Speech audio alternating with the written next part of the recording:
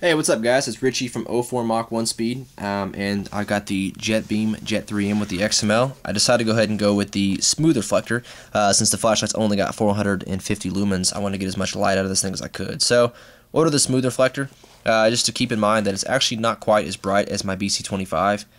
So that's how, but that's okay. I wasn't expecting this flashlight to be extremely bright.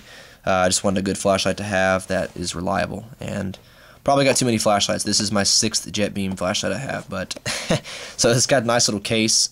Case is actually really nice. It's got a nice little magnet on there, so it is magnetized. You store it in there when you're not using it.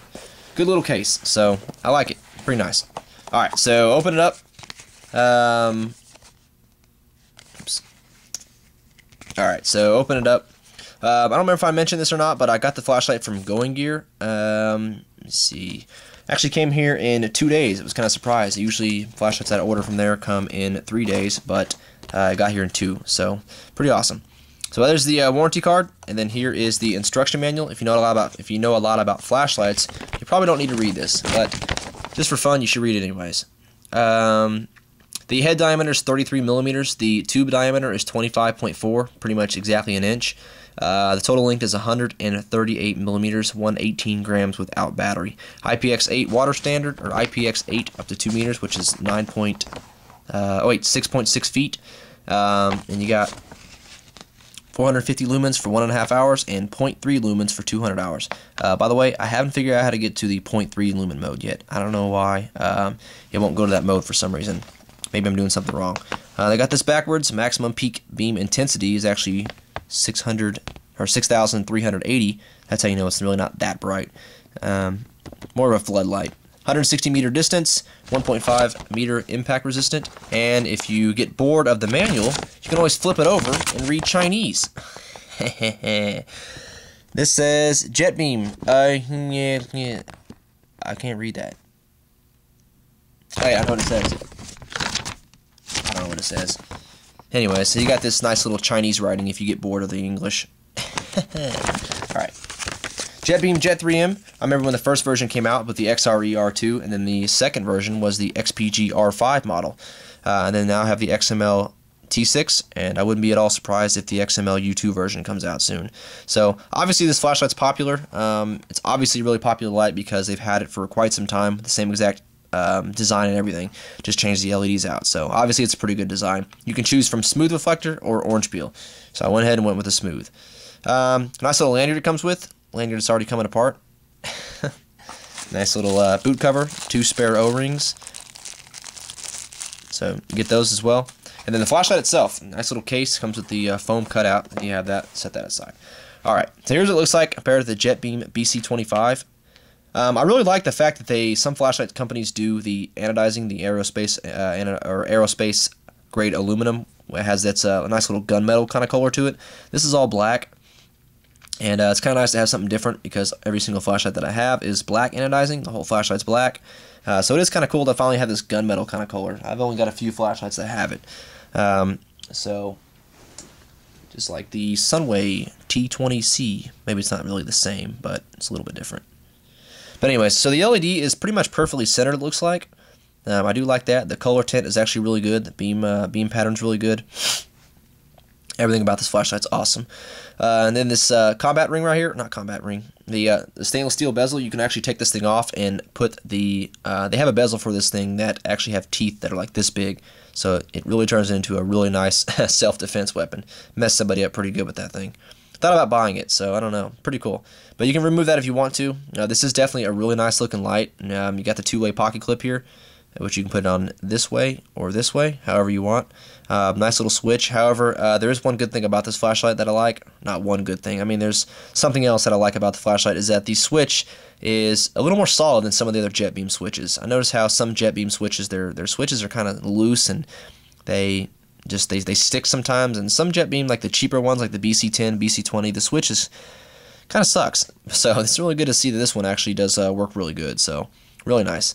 But like I said, the flashlight is really nice. I like the quality on the light. It's very, very good quality. I don't see any imperfections or anything else, and no flaws in the flashlight at all. So nice little sapphire or mineral coated lens. And I'll put a battery in there and show you guys the operation. Let me take the head off so you guys can see that. There is, there it is. So you get one of these little silica gel packages thingies. Don't eat those.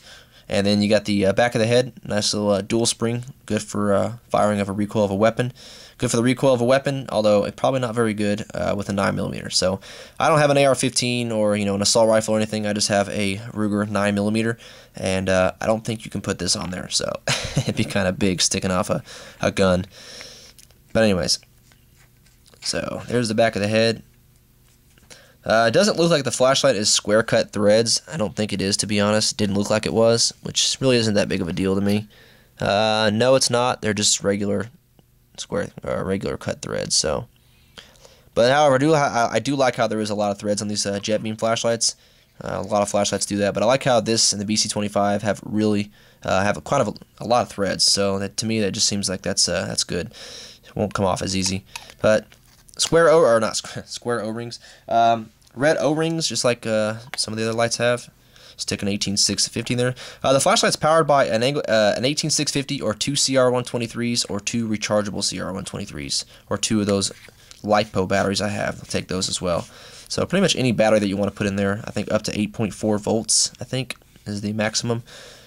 And then, alright, so I like how the flashlight and the head tighten mode. That's one good thing I like about these flashlights is the fact that when the head is tightened, it always goes into the max output. So if you're ever in a bad situation and you accidentally have the head tighten mode set to low and then the loosen mode to medium, instead of having to worry about trying to reset the programming or reset the modes. So I do like the fact that when the head is tightened, it always goes in that high output. So the head is tightened, goes in the max output, and then the head loosened, it has it whatever mode you set it to. Looks like I had it set to that. Alright, so there's an awful lot of modes on this thing. The mode I have it set to is a 2-pulse flash every second, I think. So that is that's actually a really cool thing to have. I like that. Really nice. So all you do to reprogram the flashlight is just lightly tap it twice and click it on the third time. So 1, 2, 3, click it, and it'll start ramping up from supposedly 0.3 lumens all the way up to 450 lumens. It'll blink when it gets to halfway. So at 225 lumens, it'll actually blink once. There it is. And it'll start ramping up again. And if you turn it off and then turn it back off, or turn it off and turn it back on again, it'll start going through the flashing modes. So turn it off, turn it back on, and then it'll start going through, I think, 1 hertz all the way up to all the way up to 20 hertz. So you got 1 hertz all the way up to 20 hertz, and whichever one you click it off on, it'll be set to that mode. And the next mode is a slow kind of flash mode. You got that. And the next mode is that 2-pulse mode. And then there's some other modes in here like this. I think this is SOS. Yeah, this is SOS mode, and then it's got the low SOS and a couple other modes. So basically, just whatever one you click it off on, it's going to be set to that mode. So it looks like I have it set to SOS. Okay. All right, so there it is, the Jetbeam Jet 3M with the XML. I believe I pretty much just covered everything.